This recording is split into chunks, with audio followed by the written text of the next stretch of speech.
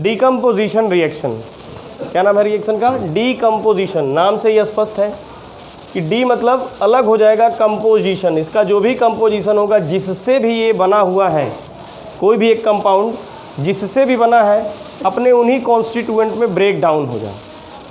A type of reaction where single reactant is broken down into more than one product is called as decomposition reaction. अब सवाल उठता है कि sir decomposition reaction में आपकी बात समझ गया, ये ब्रेक डाउन क्या अपने आप हो जाता है या इसके लिए किसी क्या कहते हैं, किसी एक सहयोग की ज़रूरत पड़ेगी? तो देखिए, ये ब्रेक डाउन आपका 3 प्रकार से हो सकता है।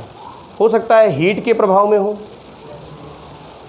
सकता है लाइट के इफेक्ट में हो सकता है आपका इलेक्ट्रिसिटी के प्रभाव में हो रहा हो। तो आपके लेवल पर इन्हीं 3 प्रभावों को दिया गया। और भी बहुत सारे रीजंस हो सकते हैं जिसकी वजह से कोई एक सिंगल कंपाउंड क्या होगा, एक से ज़्यादा प्रोडक्ट्स में टूट जाएगा।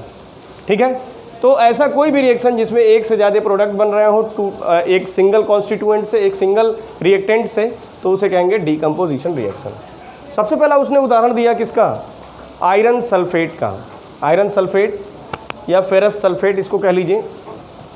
इस फेरस सल्फेट को हमने क्या किया, हीटेड किया, गर्म किया, तो देखा कि ये अपने constituent ferric oxide, sulphur dioxide और सल्फर ट्राइऑक्साइड में कन्वर्ट हो गया या ब्रेक डाउन हो गया।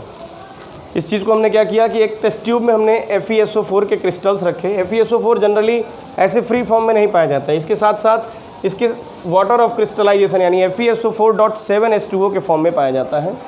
और ये क्या होगा भाई, जैसे इसको हीट देंगे, सबसे पहले ये वाटर इवेपरेट हो जाएगा और ये FeSO4 जो ग्रीनिश कलर का था, ये क्या होने लगेगा, अब अपने कॉन्स्टिट्यूएंट्स में टूटना शुरू कर देगा और ये 3 कॉन्स्टिट्यूएंट्स फेरिक ऑक्साइड और सल्फर डाइऑक्साइड, सल्फर ट्राइऑक्साइड बनाएगा।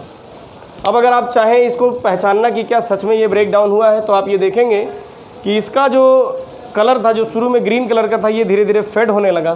साथ ही साथ यहाँ पर क्या हो रहा है, फ्यूम्स निकल रहे हैं, धुएँ निकल रहे हैं, जिसको आप ऑर्डर कर सकते हैं, इसके ऑर्डर को पहचान सकते हैं, इसके स्मेल को आप पहचान सकते हैं। सल्फ़र की एक अलग ही पंजेंट सी स्मेल होती है जो आपको समझ में आ जाएगी। और यदि सल्फ़र निकल रहा है तो इससे कंफर्म हो जाएगा कि ये FeSO4 क्या हुआ है, अपने इन कॉन्स्टिट्यूएंट्स में टूट गया है। दूसरा उदाहरण दिया उसने कैल्शियम कार्बोनेट का। कैल्शियम कार्बोनेट जो नेचर में सॉलिड है, इसका उपयोग हम सीमेंट इंडस्ट्री में इस वाले रिएक्शन का करते हैं। कैल्शियम कार्बोनेट को हीटेड किया गया तो ये अपने कॉन्स्टिट्यूएंट कैल्शियम ऑक्साइड, साथ ही साथ कार्बन डाइऑक्साइड में टूट गया। कैल्शियम ऑक्साइड जो किसका फार्मूला था, क्विक लाइम का, हम लोगों ने कल भी पढ़ा था। तो क्विक लाइम इससे बना और साथ ही साथ कार्बन डाइऑक्साइड गैस रिलीज हो गई। ये मार्बल का फार्मूला था, आपको पता होगा। तो इस प्रकार से सीमेंट बनाया जाता है। ये भी क्या है, डिकम्पोजिशन का उदाहरण है जिसमें सिंगल रिएक्टेंट एक से ज़्यादा प्रोडक्ट्स में टूट गया। तीसरा उदाहरण बड़ा ही महत्वपूर्ण दिया उसने लेड नाइट्रेट का, PbNO3 होल ट्वाइस।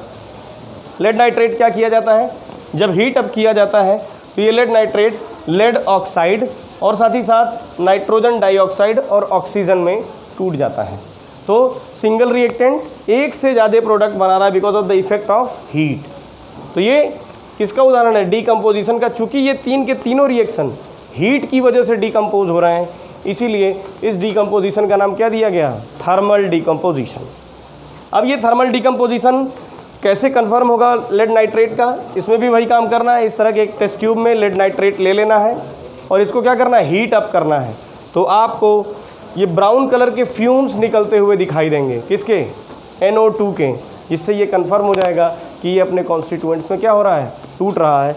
तो ये 3 उदाहरण हो गए आपके किसके, थर्मल डीकम्पोजिशन के। Thank you.